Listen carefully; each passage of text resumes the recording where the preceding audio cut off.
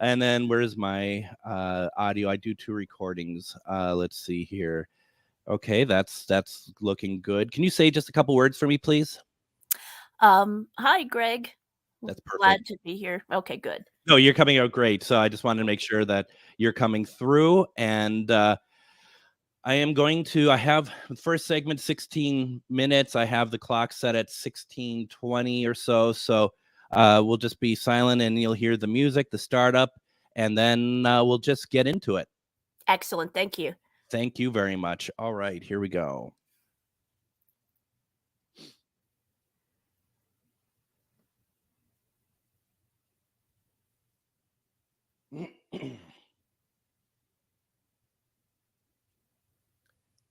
$15.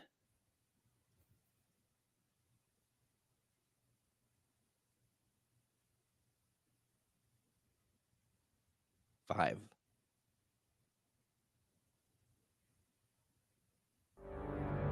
The views expressed and the opinions given by the individual host, guest, random reptoid, or chupacabra may not necessarily reflect those of AM 950 Radio, its affiliates, or its sponsors. Now, it's time to step into the unknown.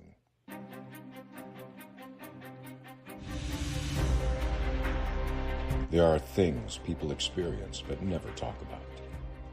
A shadow moving in the corner, flickering of the lights, a disembodied voice.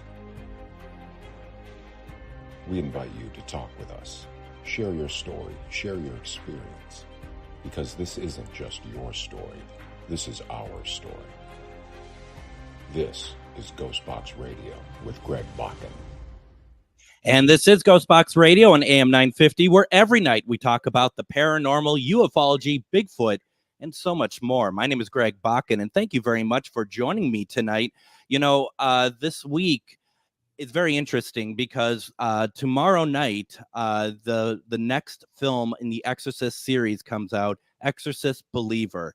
And, you know, these films are of very different quality, very different variety. I've had the opportunity to see an advanced screening Tuesday night, and it's a very interesting film, and it's certainly one to go check out and see. But, you know, one of my favorite films in general had been the original Exorcist, and I it's just something that I find really very creepy, very it's still to this day, there's segments of that film that really gets to me. And I don't see it that often. I love the film, but I really don't watch it that often because of those reasons.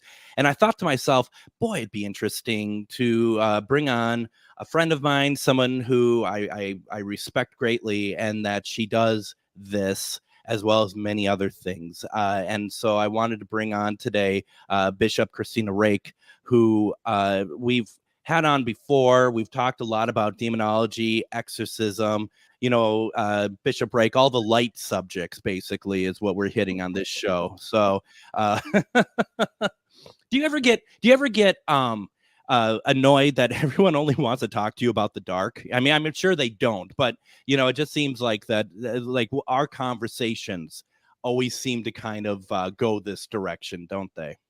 Well, I mean, I like kittens and rainbows and unicorns like everybody else. But I understand why people are fascinated with evil. It's easier to find than anything else, including rainbows and kittens and unicorns. So, well, I've found evil. I have yet to find a unicorn. So, I mean, there is that. Now, so the films itself, and one of the reasons why Bishop Rake, I wanted to bring you on, was simply because there are a lot of things that happen in these films, and that are based on or believed to be some sort of demonic interference and stuff. And I wanted to kind of talk a little bit about how realistic some of this stuff is, but I also wanted to talk with you about like the original case that the Exorcist was based off of, which was in St. Louis, Missouri, and it was Father Bowdern who did an original exorcism on a boy, Roland Doe, in 1949. And yes. I thought there's some stuff there that is really interesting and very very creepy, actually. I don't know, Bishop Rake, have you ever seen the book by Stephen LeChance? It's called Confrontation with Evil. No, I have not had a chance to read that. I know of it, but I haven't read it. Because I wanted to talk with you real fast. One of the Sure. things that I thought was really the book itself is excellent for anyone, and I'm going to put it up on my GhostBox Radio GhostBox book club page because I think it's worth taking a look at and getting your hands on this. And I want to get Stephen on at some point. The book is amazing, but the price of the book is well worth it when they talk about the hospital, the Alexian Brothers Hospital, which actually is now called St. Alexis. And there's something about it that I never thought of before. And immediately it's like, I wanted to ask Bishop Rake about this. There's a room that has the furniture in the room of Roland Doe.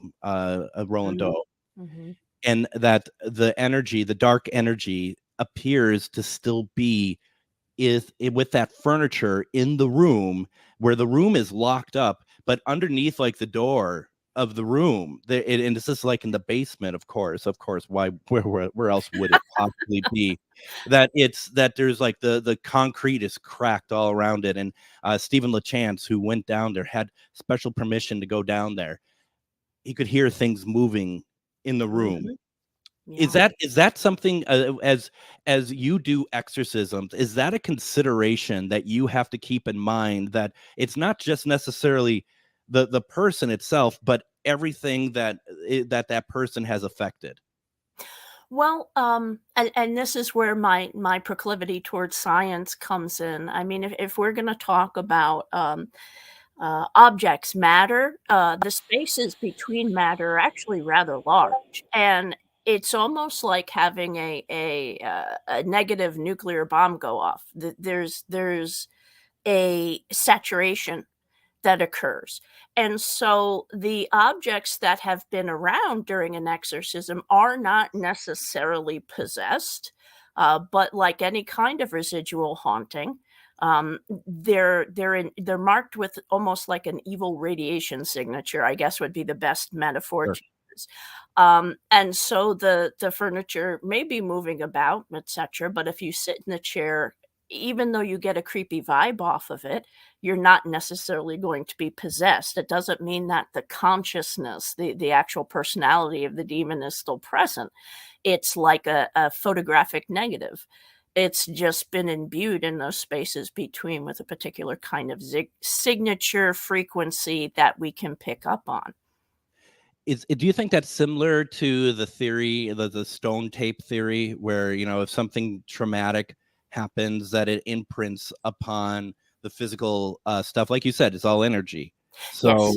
So it just all kind of exists. But do you have any, does that account for the fact that there might be, and this is from what Stephen LeChance says, and I'm not saying I doubt him, because I don't, but he's saying that he's hearing stuff moving around in there, and it's not Right. like air conditioning and stuff. So to me, that seems like that's a level a bit higher than that, in my opinion. Well, of course, and with such a negative, I'm talking about the objects themselves. Yep. But of course, they're gonna draw. I think people think of the demonic as like one strata, like one layer of a lasagna.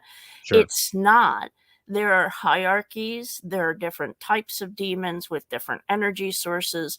And we think of them as people that sort of, attach, or entities that attach and just kind of move around with us.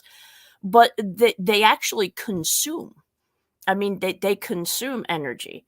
And so you could have like minor demons showing up at an area where a major demon once was. It's almost like we overwash our hands, and so all these big diseases like polio and things disappear, but now we always get sick with colds.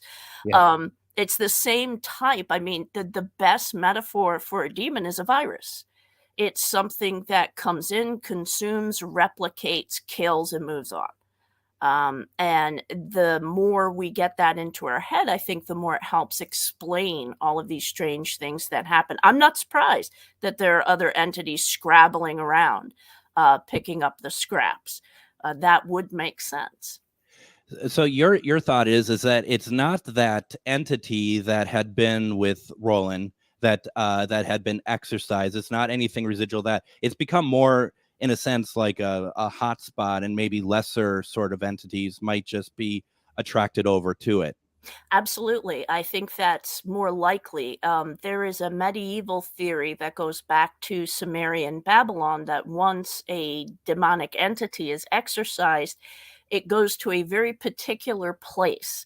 And the name of this place in some languages was Duaden, which is a kind of desert that is an exile place outside of the demon's original habitat. I don't know that that's true. I've never gone with one once you've kicked it out. But that was a pretty persistent theory up into even Native American and some shamanistic tribes, that it goes to some kind of strange desert, like Beetlejuice. Yeah. That's the immediate image. And I always thought to myself, those people really researched their stuff. That dusty Mars that they went to. But when the entity's kicked out, it tends to leave completely. It wants a human. So the major entity leaves, and then these minor entities, demons, start to scrabble.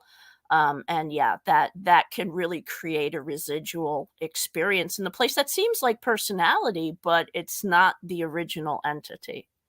Why do you think that this case with Roland Doe, why do you think that it has gathered the passion of William Peter Blatty to write the novel The Exorcist, and that it's moved on? Because it was 1949.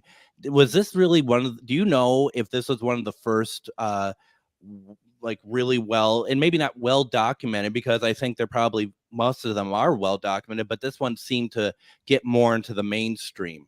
Well, I'm just curious why you think that it might be something that people it's lasted this long in our culture. Well, I think there are several reasons. The first is because it was the first major American case since the 1890s, the first one that occurred in an age of the post-industrial revolution, post-World War II, and in an age when evil had been psychologized. And that's even evident in the book and in the movie, that evil was just psychological. And here is this case that completely blows that out of the water. When William Peter Blatty wrote the book, when they were trying to make the movie and they were looking for the exorcism rite, they could not find a printed version. Oh, wow. They found an old priest who had been born in 1900 who had an even older book with the original exorcism rite, and that hadn't been amended since the 1600s. I mean, it just wasn't used anymore. So this case, so well documented, done in a hospital, medical professionals present, in an age when we thought all of that had gone away since before the Enlightenment, just completely exploded on the scene. And so for the populace, it's like the first quote unquote legitimate case. It's the first case where there were cameras, there was medicine, there were all these things. And so I think that's why it stayed with us. And then the second greatest case after that would be Anneliese Michel in Germany in 1974. Again, you've got audio recording, you've got medicine, you've got science all coming to bear on the process. And that's what we want, isn't it? As a general public, we want to see it, and it's kind of I'm conflicted by that, because as someone who has done some study in demonology and whatnot, I mean, these are private moments. These are moments that should be generally, unless permission is granted, these are moments that of survival, of faith, and so it's like, but yet the part of me wants to see what's happening, because I want to see how far it can go, and I know that's exactly the wrong way to look at it. Yeah, and people will ask me, well, they don't televise exorcisms because the evil will get out? And I said, no, it's the same reason that you don't go online and look for videos of gang rapes. because that's what it is. It's a spiritual rape. Yeah. You don't want to glorify, and the more attention you give to evil, the more it feeds off of it. So yeah, I understand why people want to see. We're in an age of distrust. We see more, we believe less. And so we want to know that it's not some grand scheme perpetrated on us, that it doesn't exist. Is it as bad as they say? Is it less than they say? And it's hard that it is kept under lock and key the way it is, but that's done because the individuals, they're never the same. And it would be like recording, the birth of someone else, someone else's mother giving birth, or a rape or something like that. You just don't do that. Well, and there's always that belief too that the people who are who are affected by this, they don't need to be reminded of it. They don't need to be thinking about it. They don't need to have access to seeing it, because you don't want to open that door for anything to come back in either. Well, exactly, especially in an age of victim blaming. I mean, when you hear someone's possessed, don't you think, well, what'd you do? And that's not necessarily part of it at all. The fact No. of the matter is we have theories, but we don't know why certain people go through this while others don't. We just don't know why they're chosen and why others just fall by the wayside. Absolutely. Why don't we go ahead and let's do this. Let's take our first break here. When we come back, we are going to continue talking with Bishop Kristina Rake about The Exorcist. We're also going to be talking about a case that she recently went on. And there's so much more to talk about. You're listening to GhostBox Radio on AM 950.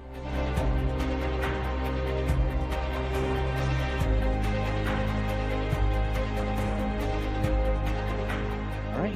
That's the first one done. Let's see here. Make sure I get the music done here. Are we done with the music? Yeah, looks like it. All right. How's that working out for you so far, Bishop Rake? Oh, perfect. Thank you. Good. All right. I think this segment, we'll talk about your case then. Okay. And then the last segment, we could talk about reality versus the films, in a sense. Perfect. All right. This is a 16-minute session here. And let me just get my stuff ready here. So many little buttons to press, you know what I mean? We are a button generation. Oh my gosh. All right. So we'll get going in the next one here.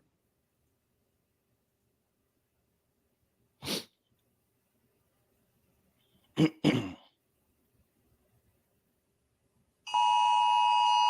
that's that. Oh, yeah. We may restart that. Yeah. Reminded me to turn mine off. All right. Yeah. All right. I'm gonna set the counter back just a little bit here. 16:15. All right. Let's we got 15 seconds before we start up again.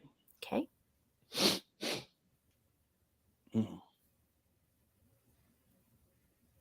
5.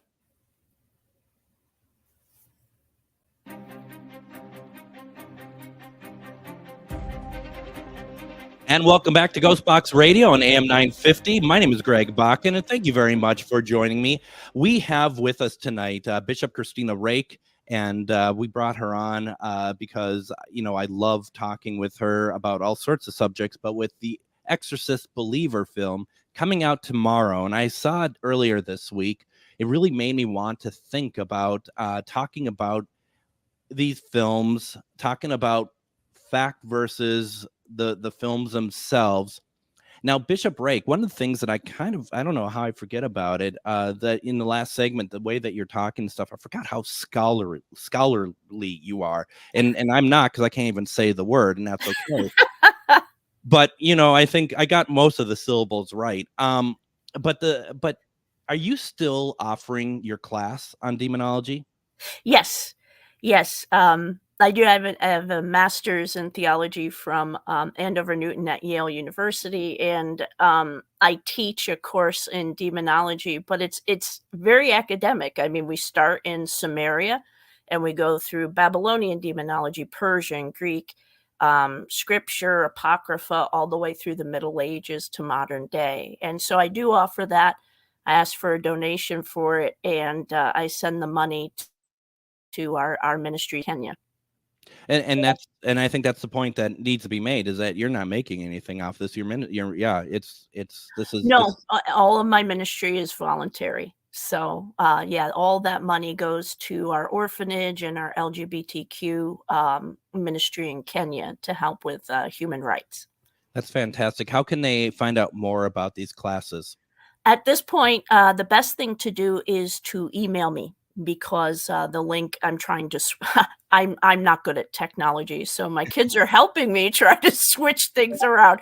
So it's just Bishop Rake at AmericanOldCatholic.com. Okay. So yeah, folks, you want to and we have to stress here, folks, taking the class does not mean you're now a demonologist either. That's Oh no, you're not gonna learn any of that. You'll just know the history of it. But the history, most people don't know nowadays. They don't understand where these things come from, the names, the different magical texts, what caused the witch crazes, and the Walking Dead and all that stuff. So it's very interesting. It's lots of fun. Is there a risk of history forgetting about this history, if you will? Oh yeah, it's already happened. I mean, I've read modern books, and I'm like, they're anemic. The history of demonology is so deep and rich and varied, and nowadays, people know the names of maybe 6 demons when there are hundreds, and they don't know where these names came from, how they developed, and it's maddening, frankly, for me to hear people, I teach a demonology course, and I'm like, what kind of demonology? Well, demonology. I'm like, Right. well, there's a vast array. With a capital D, yeah. Yeah, the demonology. And that's not to cast aspersions to anybody. They honestly don't know what's out there. No. And like I said, I've looked into demonology as far as a study and stuff, and I am nowhere near that level. And I keep telling you I'm gonna take it and stuff, and I never do. And I need to do it. I really do. Because knowledge is power, only just to have the knowledge, if that makes sense. It's like I said, taking the course doesn't mean that I'm going to go out there with my my cape and like this says demonologist on my shirt and stuff, and I'm no, it doesn't mean anything like that. But it is the knowledge of knowing what to be able to just to talk about it. You should know what you're talking about, right? Well, yes. I mean, information, any kind of learning increases your BS meter. I mean, and that's really what it does, where you're like, okay, this just simply is not the way things work or whatnot. So yeah, it's definitely worth it for that. I mean, the bibliography alone is 50 pages. Those are books, texts, from the past 4,000 years that I have there. So it's definitely more than one lifetime's worth of learning.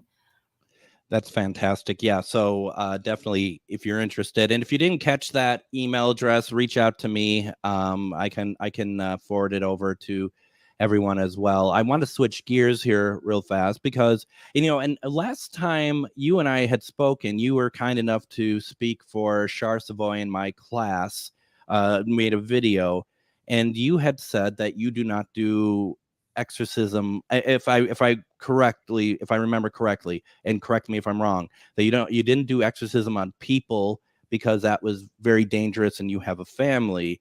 But before the show today, you had mentioned that you had just done kind of out of the blue sort of exorcism last week or something. Yeah, God kind of drags me into it. I prefer not to. I'll put it that way. And honestly, I haven't had that many cases where it was required. But this recent case was really interesting because I'd been brought out, told that this is a simple haunting. Mm-hmm. And I thought, oh, okay, well, they want the house blessed. I'll bless the house. And this has happened quite a few times, believe it or not, where I'll go to bless someone and they're just like knocked down. It's like they're sobbing, they're writhing, they fall. And I'm like, what just happened? But it actually happens. That's happened more often than I've been asked to perform an exorcism. Wow. And in this case, while I blessed the house and simply spoke to the person, and I started saying a prayer, and they crumbled sobbing. And I'm like, "What's wrong? What's wrong?" And, I'm like, "This isn't just a haunting. This is an actual attachment, and it is much worse and much deeper. We might be at one of the, beyond infestation, which is the first stage of possession. We might be moving into obsession, where this thing is actually troubling this person and going from place to place with them." So I brought my Roman ritual with the Latin exorcism prayers, the rite of exorcism of a person, and I started praying it over her just as a precaution. And the interesting thing was, she wasn't writhing, she wasn't choking, she wasn't crying. I was sweating in this freezing cold house. I felt like I had been dipped in fire. And Wow. I mean, I am just literally dripping wet in 30 seconds, and the temperature's 67 in her Mhm. home, Mhm. and I am dripping, drenched. And after 5 minutes, I stopped, and then I was freezing because now I'm wet and it's cool in the house. Yeah. She felt better. Things were quieter that night. I'm still working with her, but that was something, because I will get sick in a house that has a demon in it, or I will become angry or enraged if I'm near someone who's cooperating with them, and it's almost like a detection system. But I don't think I've ever felt like someone had set me on fire while I was saying the prayers. That was a new one for me. And I mean, but your protection going into these things does not change whether you think it's a haunting or an exorcism, right? So I mean, to me, and correct me if I'm wrong then, but I mean, to me, that seems like that it would be really strange, because there should be no difference for anything to kind of get to you or affect you. Well, first you have to remember that God protects me, but if I jump in a shark tank, I'm gonna get bitten. So Right. there's Right. that. But also, I was in a situation where I went into a I wouldn't even know what to call it, an expo, and there were lots of occult items there, and I'm Mhm. fascinated by the underground occult markets. And there were practitioners there, and things were coming through them and just hitting me, and I got violently ill. Now they're not hurting me, but you feel like you're covered in a bug zapper, and when the bugs hit a bug zapper, the person inside the bug zapper feels it. So I think that's what was happening. I mean, my protection was certainly there, but when something's coming at you, hitting the hull of your ship, if the hull doesn't crack, the people inside still shake, and that's what I was feeling. I was feeling the effects of the attack, even though it didn't hurt me, it didn't do anything to me. And again, going back to science, I mean, the air around me was probably just incredibly excited, the molecules moving quickly, and then the heat dispersal just heated me up. Is this person, you said you're still working with this person? Does that mean that there's still something with them, or that you're working to make sure that door, if you will, is completely closed? They're still experiencing things in their home. And so for now, I'm simply helping at that end. I don't think there's anything going on necessarily with them, but there may have been someone in their life who definitely knew how to cause problems. Mm. So it's going to take a little time, I think, to completely sever this. So, no, I don't think they need future exorcisms. I think this was more a harassment situation where it happened to be there and was harassing her because I was there. Um, However, yeah, I'm keeping a close eye on it for her. That's really interesting. And so so this person did not know that they were in this situation until you were there, and you were able to figure it out, because like you said, you yourself went there just for a cleansing or a blessing or whatever. Yes. A lot of people who have these things occur to them, they're not experts. They'll do things like, well, I had the EWTN playing in the background and everyone was praying off the TV and it didn't do anything. And I'm like, well, no, because you need the individual will, the intent, the belief behind what you're doing, or it doesn't work. And that's true of any kind of spirituality, whether you're Christian, Catholic, Buddhist, it doesn't matter. You need your personal conviction to be a part of it. So yeah, I see this so often with people who just really have no involvement in the paranormal. They don't understand any of it. They don't know anything about any of it. And that's when I tend to know that these reactions are more genuine, because this is someone who didn't even know these things really happen. They thought they were just in movies. So, they didn't understand this at all. And I came in, and as I'm explaining to them based on the symptoms, I'm kind of like the doctor doing a diagnosis by exclusion. And then they exhibited that one aha symptom. And I'm like, okay, I think there's a little more to this and we may need a little more time. It's really what happens in these situations. I have an odd question for you. Sure. Because you talked about how this person may have gotten this attachment.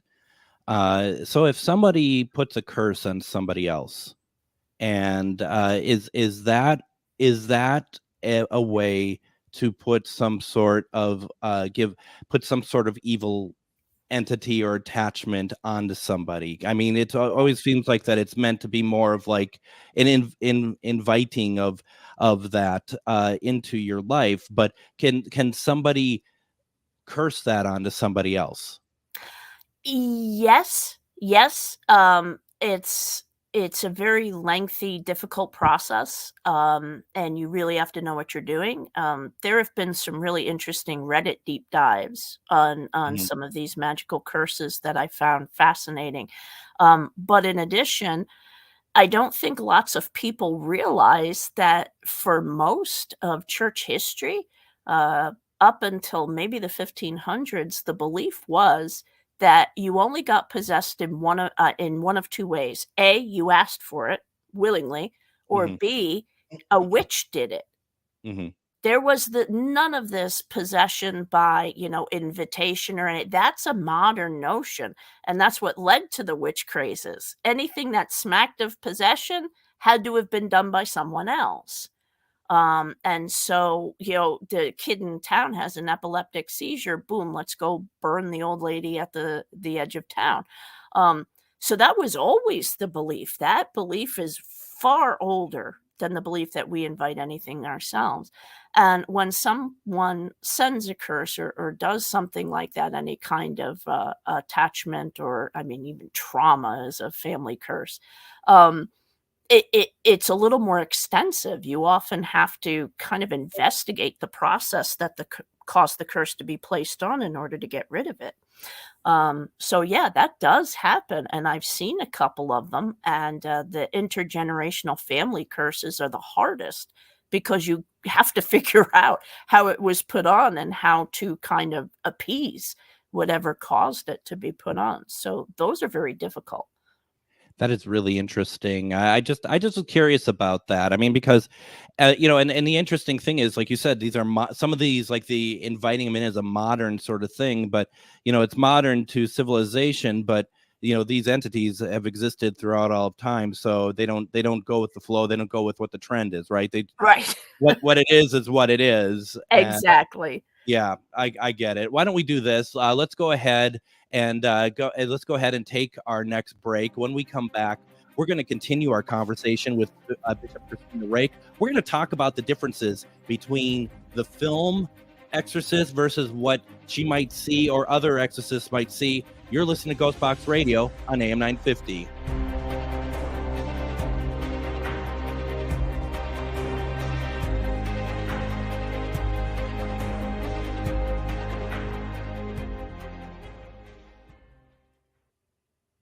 All right, give me a second here. I am so sorry about these Discord notifications. I keep turning off notifications and it keeps blurting through. I apologize.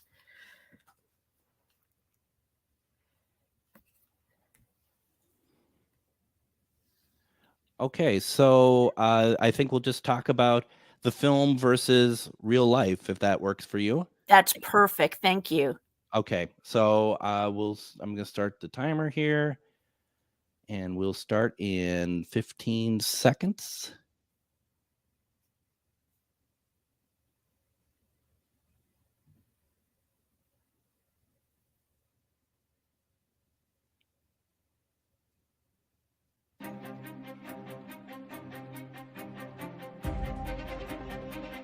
And join me tomorrow on GhostBox Radio with Greg Bakun. It's Casual Friday, and we're going to be talking about all sorts of paranormal news and question of the week and everything else as we normally do.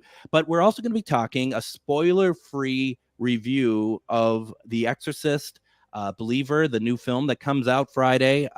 Both Adam and myself were able to see it on Tuesday, and we have some thoughts, we have some opinions, but we're not going to spoil anything for anybody.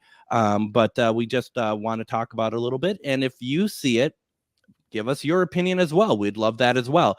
I am with Bishop Kristina Rake, and we've been talking about all things exorcism today, a really light subject, right? And we've been talking about a number of things, but I wanted to bring her in to talk about the films as well, and talk about the things that we see in the films, and are they anywhere close to what she has seen or heard from her peers who do exorcisms? And Bishop Rake, I think the first one that kind of goes with the new film, Exorcist Believer. And I had asked Bishop Rita Strugula about this, and I don't know if she understood my question, because she had something where the evil entity was jumping from between two people, a mom and a daughter. Mm. In the film, it is two children, both simultaneously possessed, and it isn't in jumping around or anything like that. They are both possessed at the same time. Is that possible? Have you run into that? Yes, it is very possible. Again, people think of demons or spirits or ghosts like us, just like they think of God like a human being, because that's our only experience. But like I explained to people, how many places does Abraham Lincoln haunt? They're hundreds of miles apart. Right. These entities are not bound by time and space. They can be in many places at the same time, or one place at many times. It's not the same. Just like St. Michael can be all over the place and hear everybody, so can they. These are former angels for the higher demons, the more powerful demons. So yes, it could be possessing two people at exactly the same time, the exact same entity. And in a case like that, you would want to perform the exorcism of them at the same time, because you want to eliminate it from this entire what's the best word? The system.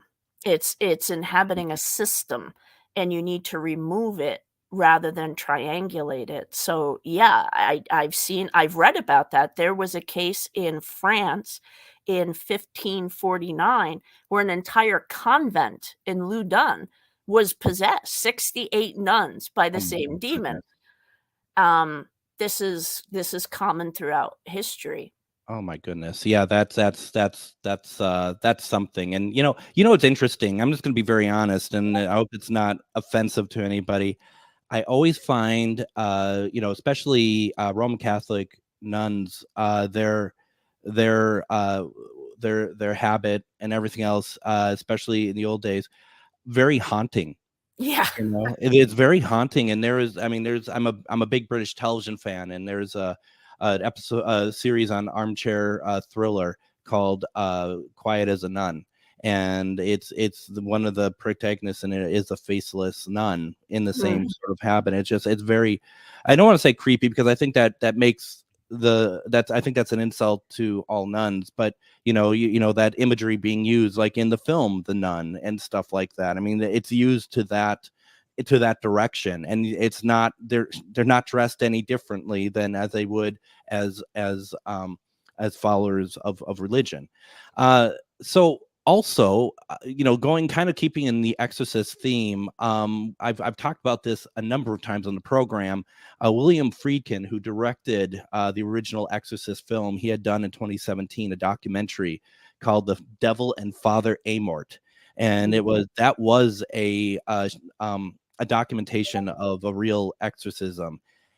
So in it, what sounded to me as this woman in Italy is getting exorcised, she is screaming, she's writhing in pain, and it sounds to me that there are multiple voices at once. Is that something that you come across? Yes, absolutely. And there have been many analysis of the recordings of Anneliese Michel's case from 1974, where they have run it through various programs and they found several voices at the same time, or they find it's the individual's voice, but they are hitting frequencies that human vocal cords simply cannot hit. I have a recording of a demonic chant in Latin from a satanic altar in Texas, and you couldn't hear it while you were there. And when we slowed the frequency down, there were several voices, there were horns, there was one voice over other voices. And this is what will come out of the person's mouth, or the voices are simply coming out and they're being recorded while the individual is speaking amidst them. So there are many cases, and it's one of the determining factors, or one of the symptoms or ways to diagnose an actual possession is the recording of the voice. Sometimes you've even had the person speaking, and when you listen to it back on tape, you can hear them speaking forwards and backwards at the same time, but the human ear can't pick it up. My goodness. What about mimicking? What about, like, if you get a mimic of like someone that coming out of somebody else's voice as almost taunting or messing with you? Yeah, the strange, I guess, twisting of the vocal cords to simulate other people, including dead relatives of the exorcist, people they've harmed and things like that. That is recorded going back to, oh, good gracious. I mean, even in Greek exorcisms in ancient Greece and Rome, there are some accounts of exorcisms at that time of people hearing the dead speaking through the inhabitant's voice, through the possessed's voice. And so that's a very common aspect of exorcism, thousands of years old. The vocal cords being able to do things they shouldn't do, we can see that more in modern times, but the many voices speaking at the same time, that's as ancient as possession itself. And we know about the ability to speak languages that that person has never spoken before. I mean, that's like a gimme, right? That you get that quite a bit. Yes, but what's interesting is in modern times, we've learned a lot more about the brain, and so I get a little more skeptical of that because of cryptomnesia. False memory is when you mistake imagination for memory. Cryptomnesia is when you mistake memory for imagination. You've heard something, you forget it, and then you think you're thinking of it anew. So that's a skeptic's response to the ability to speak foreign languages or remember other lives. But if the person is able to speak extensively, more than a couple of lines or something, then yes. But a few words, no. To me, you could have heard that anywhere. Absolutely. Yeah. I mean, because that's not unreasonable, to be able to be like, okay, hearing, some words, a couple lines, whatever, but to be able to, especially if you brought someone in who speaks fluently that language or whatever else, that they could have a conversation or something of the sort. Mhm.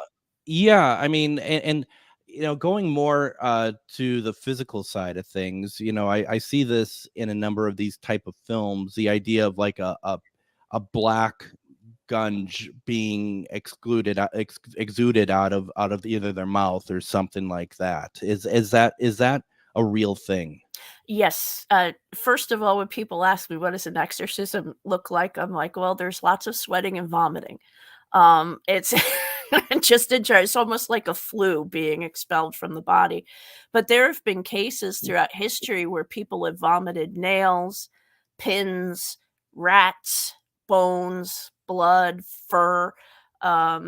There are accounts where several people that started vomiting. It was almost as if they were vomiting the house they ate. They were vomiting wood, nails, thorns, all things that you associate with the crucifixion. So it is interesting, but that vomiting of foreign objects, in addition to liquids, is actually very common in exorcisms throughout history. The pea soup stuff, vomiting on you, yeah, it's not pretty. No vomit is pretty. No, It's no. just not. But the black liquid, the tar, the blood, the fur, the rodents, the nails, yes, that is very common throughout all of exorcism literature, throughout all different cultures and times and histories. I mean, and because I mean, the vomiting of like the pea soup, I mean, it's gross, but I mean, we've all had some sort of version of that. That is the least of Right. the weird vomitings that I've read about over the years. But the idea of something that should not be, and you said rats. Do you know if the rats are alive when they come out? There are accounts where one of the rats scurried, but those were in a case in oh my God, Portugal. Mm-hmm. In the 1600s.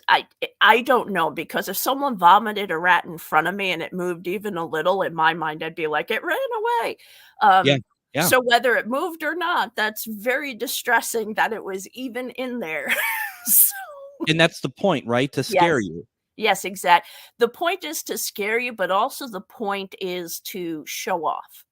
Sure. Yeah, it's to be showy. It's to cause suffering, questioning, problems, whatever. Wow. I mean, and obviously physical strength, all the physicality of it. But the one I always I wonder, and the original Exorcist film, as I said at the top of the program, is always going to be for me, like, I mean, just the way it was shot, the way that it was cut together. It is very disturbing. I mean, and it's disturbing not like, oh, this seems unreal. It's disturbing like this could happen. And it's very raw in a lot of ways. And the idea of levitation, and also the idea of the victim like spelling something on their stomach, or even this entity spelling something on their skin. Have you run into that? Yes, the levitation actually, in a very recent case, and I can't get into details, but it scared the life out of some very grounded medical staff in an institution, because you've got this 8-year-old lifting 300-pound men and then running up the wall. Scared the life out of a few people. The levitation is very common, but I need to segue quickly, because levitation is also common among the saints. Yeah. So are writings on the body, stigmata and stuff. And the Yeah, thing about true. demon possession is it mimics what God does, but in the worst possible way. So the mimicry of the writing on the stomach is a mimicry of the stigmata that the saints had. The mimicry Right. of levitation, same with the saints. So yeah, the writing on the stomach I've read about in so many different cases, and I've seen a case of it. And I actually was sent photographs of a burn on someone that looked like some kind of sigil. And I had to take yeah. it to my medieval grimoire collection in my office and start looking up what on earth entity this thing was trying to express. So those are very common. Strength and levitation. Levitation, not so much, but strength, oh my goodness. Very, very, very much so. And you have to be very cautious in those situations. And then again, from the skeptic side, adrenaline causes strength and Sure. whatnot. But when you put all of these together, then you have a full picture. It's never just one thing. There's always an entire gamut of symptoms and expressions during possession. Now, we're running out of time here, and we could keep going for a long time. And there's other things that hopefully we can get you back on for that's popped in my mind as we're talking today. But Bishop Rake, once again, could you give us your email address for people who would like to look into your demonology class, please? Sure. It's Bishop Rake, R-A-K-E, at AmericanOldCatholic.org. And that's our actual church website, AmericanOldCatholic.org. And you can find more information about the 99% of the other stuff we do, which is helping people, combating human evil. So please, by all means, email me or go there. Absolutely. And, there's so much that we could talk about. And, maybe sometime if you're up for it, we'll have you back to talk about Annalise's case as well, if you'd like. Oh, I'd love to. Absolutely. Thank you so much for having me. My pleasure. Everyone, tomorrow's Casual Friday. Thanks for joining us, and we'll see you tomorrow.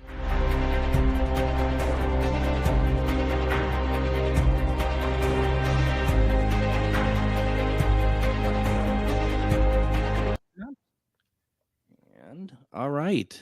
I hope that went okay for you. That was fantastic. Good. This is what I want for the show, is to have